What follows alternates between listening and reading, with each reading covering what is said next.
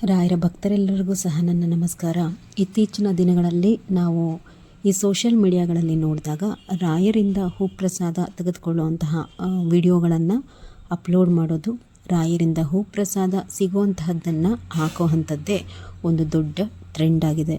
ಅದರ ದುರ್ಬಳಕೆಯೂ ಸಹ ಆಗ್ತಾ ಇರೋದುಂಟು. ಅಂತಂದರೆ ರಾಯರ ಹೂಪ್ರಸಾದ ಕೇಳ್ತೀವಿ ಅಂತಂದು ಪಾಪ ರಾಯರನ್ನು ನಂಬಿದವರಿಂದ ಹಣವನ್ನು ತೆಗೆದುಕೊಳ್ಳೋದು, ಒಂದಷ್ಟು ದಿನ ಆದಮೇಲೆ ಅವ್ರ ನಂಬರ್ಗಳನ್ನ ಬ್ಲಾಕ್ ಮಾಡುವಂತಹದ್ದು, ಇದೆಲ್ಲವೂ ಸಹ ನಡೀತಿರೋದುಂಟು. ದಯವಿಟ್ಟು ಇದರ ಬಗ್ಗೆ ಎಚ್ಚರರಾಗಿರಿ.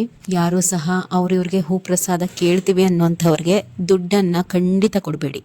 ರಾಯರ ಹೆಸರಲ್ಲಿ ಹೂಪ್ರಸಾದ ಕೇಳ್ತೀನಿ ಅಂತ ದುಡ್ಡು ಕೇಳ್ತಾರಲ್ಲ, ಅವ್ರು ಖಂಡಿತವಾಗಿ ಅವ್ರ ಬಾಯಲ್ಲಿ ರಾಯರ ಹೆಸರು ಹೇಳೋದಕ್ಕೂ ಅವ್ರಿಗೆ ಯೋಗ್ಯತೆ ಇಲ್ಲ.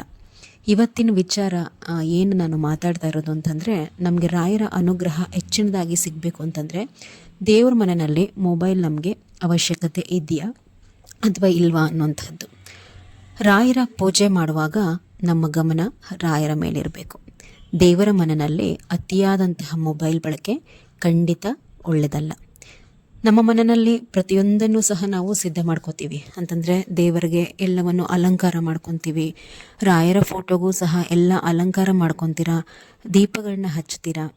ಇದೆಲ್ಲ ಮಾಡಿ ನೀವು ರಾಯರ ಎದುರುಗಡೆ 2 ದೀಪವನ್ನು ಹಚ್ಚಿದ ತಕ್ಷಣ ಅಲ್ಲಿ ಅವರ ಸಾನ್ನಿಧ್ಯ ಉಂಟಾಗುತ್ತೆ.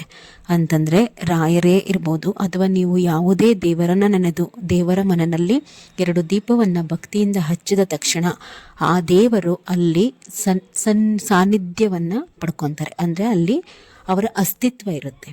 ಅಂತಹ ಸಂದರ್ಭದಲ್ಲಿ ನಾವು ರಾಯರನ್ನು ಕರೆದು ಅವರ ಎದುರಿಗೆ 2 ದೀಪವನ್ನು ಹಚ್ಚಿದ್ದೀವಿ ಅಂದಾಗ ಅವರ ಸ್ತೋತ್ರ ನಾಮಸ್ಮರಣೆಯನ್ನು ಮಾಡಬೇಕು, ಅವರನ್ನು ಭಜಿಸಬೇಕು, ನಮ್ಮ ಕರ್ಮಗಳನ್ನ ಕಳ್ಕೋಬೇಕು. ಹೊರತು ಕೈಯಲ್ಲಿ ಮೊಬೈಲ್ ಹಿಡ್ಕೊಂಡು ಪ್ರಸಾದಕ್ಕೋಸ್ಕರ ಬೇಡುವಂತಹದ್ದು ವಿಡಿಯೋ ಮಾಡೋದ್ರಲ್ಲೇನೆ ದಯವಿಟ್ಟು ಕಾಲಹರಣವನ್ನು ಮಾಡಬೇಡಿ. ಇದು ನಿಮಗೆ ಸರ್ವತ್ರ ಶ್ರೇಯಸ್ಸಲ್ಲ, ಇದು ಖಂಡಿತ ಒಳ್ಳೆಯದಾಗಲ್ಲ. ಯಾಕೆ ಅಂತ ಕೇಳಿ, ಈಗ ಅಲ್ಲಿ ರಾಯರ ಪೂಜೆಗೆ ಅಂತೇಳಿ ಎಲ್ಲವನ್ನು ಅಣಿ ಮಾಡ್ಕೊತೀರಾ.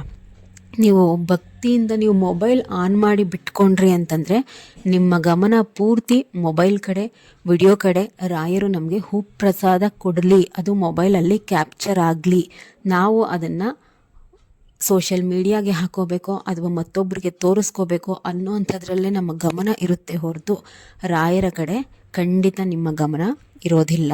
ಭಕ್ತಿ ಅನ್ನೋದು ಅಲ್ಲಿ ಬರೋದಿಲ್ಲ. ರಾಯರು ನಮ್ಮ ಮನೆಗೆ ಬಂದಾಗ ನಾವು ಕಣ್ಣು ಮುಚ್ಕೊಂಡು ಮಾಡಬೇಕಾದಂತಹ ಕಾರ್ಯ ಮಾಡ್ದಲೇ ಈ ರೀತಿಯ ತಪ್ಪನ್ನು ಮಾಡಿ ರಾಯರು ನಮಗೆ ಅನುಗ್ರಹ ಮಾಡಲಿಲ್ಲ, ನಮ್ಮ ಕಷ್ಟ ಕಳೀಲಿಲ್ಲ ಅಂತಂದರೆ ಅದು ರಾಯರ ತಪ್ಪಲ್ಲ. ಎಲ್ಲ ಅಲಂಕಾರ ಮಾಡ್ತೀರಾ, ಧೂಪ ದೀಪ ತೋರಿಸ್ತೀರಾ, ರಾಯರನ್ನ ಕರೆದು ನಿಮ್ಮ ಮನೇಲಿ ಕೂರಿಸ್ಕೋತೀರ. ಖಂಡಿತ ಒಂದು ಸರ್ತಿ ಓಂ ಶ್ರೀ ರಾಘವೇಂದ್ರಾಯ ನಮಃ ಅಂತ ಹೇಳಿ ನೆನೆದ್ರೆ ಅವರು ಅಲ್ಲಿ ಬಂದಿರ್ತಾರೆ. ಅವ್ರ ಮುಂದೆ 2 ದೀಪ ಹಚ್ಚಿದ ತಕ್ಷಣ ಆ ಮನೆಯಲ್ಲಿ ಅವರ ಸಾನ್ನಿಧ್ಯ ಉಂಟಾಗಿರುತ್ತೆ.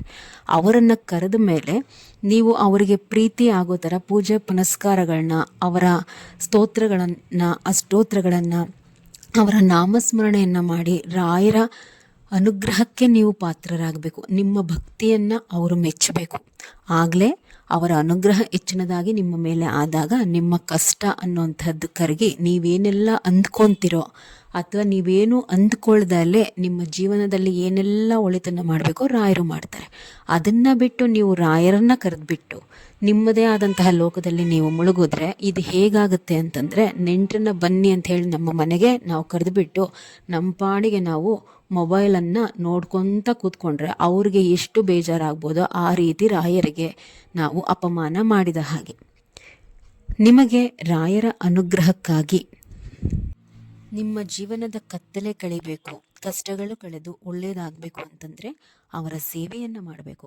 ದೇವರ ಮನೆಯಲ್ಲಿ ದೀಪವನ್ನು ಹಚ್ಚಿದ್ದಾದಮೇಲೆ, ರಾಯರ ಎದುರಿಗೆ ದೀಪವನ್ನು ಅಂಟಿಸಿದ್ದಾದಮೇಲೆ ಕಣ್ಣು ಮುಚ್ಚಿ ಭಕ್ತಿಯಿಂದ ಪ್ರತಿನಿತ್ಯವೂ ಸಹ ಒಂದು 21 ಬಾರಿಯಾದರೂ ಓಂ ಶ್ರೀ ರಾಘವೇಂದ್ರಾಯ ನಮಃ ಅನ್ನುವಂತಹ ಮಂತ್ರವನ್ನು ಹೇಳ್ಕೋಬೇಕು.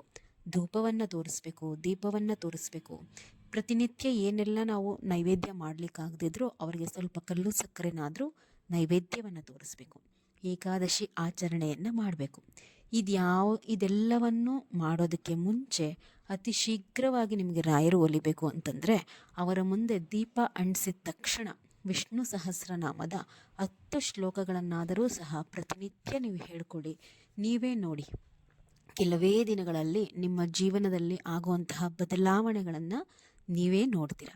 ಅದನ್ನು ಬಿಟ್ಟು ರಾಯರನ್ನು ನಿಮ್ಮ ಮನೆಗೆ ಕರೆದು ನೀವು ಮೊಬೈಲ್ನಲ್ಲಿ ಮುಳುಗಿದ್ರೆ ರಾಯರು ಒಳಿತನ್ನು ಮಾಡೋದಕ್ಕೆ ಸಾಧ್ಯವೇ? ನೀವೇ ಯೋಚಿಸಿ. ಹಾಗಾದರೆ ರಾಯರ ಫೋಟೋ ತಕ್ಕೊಳ್ಳೋದೇ ತಪ್ಪ?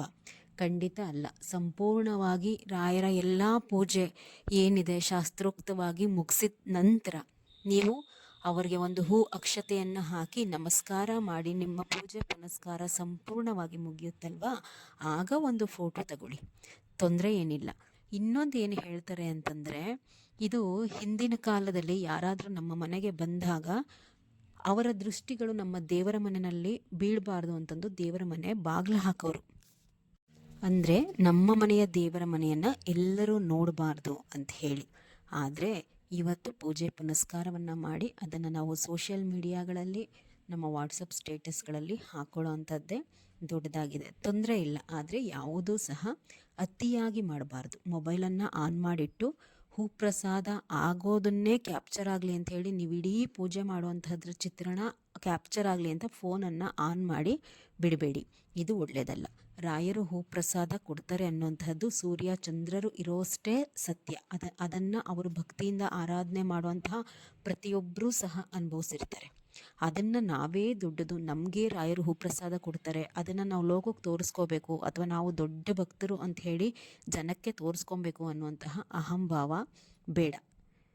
ಈ ಭಾವನೆಯನ್ನು ಬಿಟ್ಬಿಡಿ. ರಾಯರು ಹೂಪ್ರಸಾದವನ್ನು ಎಲ್ಲರಿಗೂ ಸಹ ಕೊಡೋದುಂಟು, ಭಕ್ತಿಯಿಂದ ಭಜಿಸಿದವ್ರಿಗೆ. ಅದನ್ನು ನೀವು ಹೊರಗಡೆ ತೋರಿಸೋದಕ್ಕೆ ಅಂತಲೇ ಭಕ್ತಿಯಿಂದ ಪೂಜೆ ಮಾಡೋದನ್ನು ಬಿಟ್ಟು